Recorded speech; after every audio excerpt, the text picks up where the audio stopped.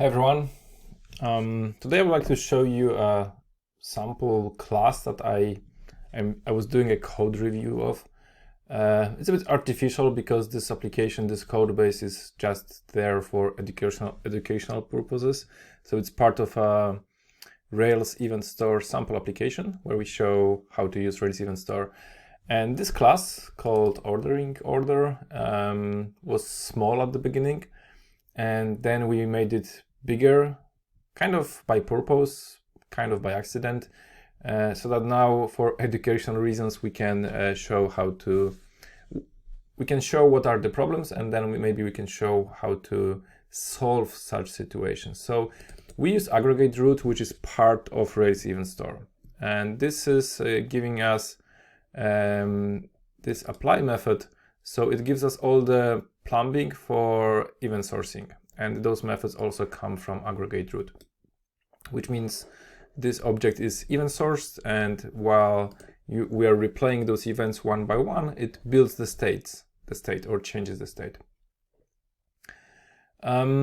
This class is not huge. It's 74 lines of code, Ruby code.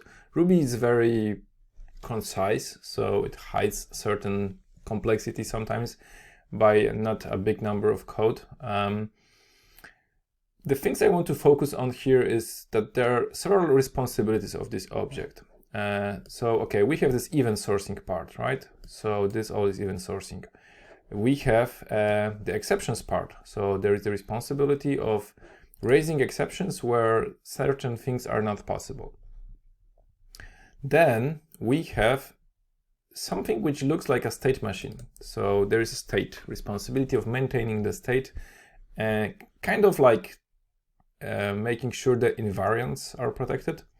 So certain state transitions. So in overall, there is a state machine. Now, state machine consists of states and transitions. Kind of additionally, it can consist of the reason why a certain transition is not possible. So this is the place for the custom exceptions here. We can also mention ID here. It's not very obvious, but that's like another responsibility. This object knows its ID. Probably it's a UID. If we look closer, we can see that the state can take the initial draft value and can be submitted, paid, expired, and cancelled. So 5 possible states. That's quite a lot. It's a big state machine. And there is a bit of complex flow between those states. And if you look at this code, it seems that what is easy to see, the kind of shape of this aggregate, is that we expose the possible transitions. So submit, confirm, expire, add item, remove item, cancel. They kind of represent the possible transitions here. So this is like at the top. This is the main dimension of this code, how it is oriented. But it's not so easy to say what are the possible transitions. We can only easily say what are the not possible transitions, so between the different states. So those are the different responsibilities and possibly smells of this implementation. And there are several directions we can take this code into. One of them is to decouple the event sourcing part. So we can move some of this logic out of this class and make the event sourcing like outside of this object. That's one direction. The second direction is that maybe we can somehow extract this logic of what's possible, what's not. So the exception mechanism, maybe we can extract it somehow to a different class. Just the exception, just the saying what is not possible. Or we can do it in a different way, but both are possible at the same time. We can create a new class per each of the states here. So you'd have 5 classes: draft, submitted order, confirmed order. So in a way that would build the object thinking where there's always a prefix before the actual order word. That's an interesting direction as well. However, the direction, and this is the clue of this video, that I want to try first is that a lot of this code would be less bad if the state machine was smaller. You could argue that, okay, sometimes this is a state machine that it's not possible to extract, to reduce the number of states. But here, actually, after some discussions with my colleagues, there are some possibilities here. And I know other parts of code, and this is a subject for another video, so stay tuned. But what's probably the easiest way to start with, and it's not part of the video, I will not show you today how I will make it, but I just want to show you the direction that if I somehow find a way of reducing the number of states, all other problems are reduced. So one or two of those things will disappear. One of those methods will maybe disappear, maybe one or maybe two. Maybe some exceptions will disappear, right? So that's like reducing the scope of this object, but without really extracting those existing responsibilities, will make the code more concise and maybe more readable. So readability is something that we try to aim for.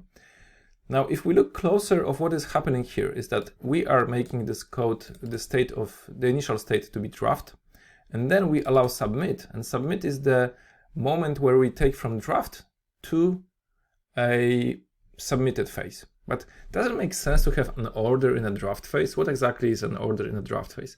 Now, if we read the code more carefully, we can see that add item and remove item, they use like a different language. In domain-driven design, we call it the ubiquitous language, that this is the thing that drives whether this belongs to one module or another module. We call those modules bounded context. And item added to basket, it doesn't say item added to order, right? It says item added or item removed from basket. So maybe what the code is telling us, this ubiquitous language, is that we have another context here, and maybe we need to have another object for the cart, for the basket. Actually, cart probably is a better name.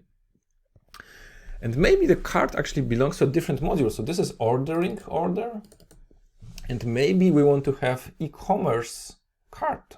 So cart is a concept from the e-commerce world, probably. So if I manage to split this class into two parts, one of those would be cart, that's the draft. So and the draft state doesn't make sense anymore. The cart is not a draft state. So that would be actually a stateless object, and it would handle the item stuff. Because for now, the order doesn't need to know about items. Even here you can see when we event source, those items are only needed to be published as part of the events, but not really as part of the state. So as for now, there's no reason to keep those methods here and to keep the state. So this can be moved to the cart. Maybe later we will need it back here. And then the submit method would actually be part of the initialize, because order would be created based on the cart, right? So it's like the chronological transition. And this sounds like should be doable. So in the next video, I'll try to show you how I'm extracting and splitting this class into two smaller classes, and then we can say whether this code is better or not. Thank you for watching, and stay tuned for the next videos. And by the way, if you don't know, and if you stayed until this moment of video, maybe you would be interested in looking at arcademy.dev. And arcademy.dev is a new educational platform that we have created. It's kind of like an online programming university for both juniors and seniors. And if you liked the stuff from Arkansas already, you will enjoy Arcademy.dev. It's a monthly subscription. At the moment of recording this video, it's $49 a month. So you can join for 1 month, decide whether you like it or not, and then decide whether you want to stay. But if you like this code, this way of narration, you will enjoy it there. And we have a Discord community as well. So thank you for watching. See you next time.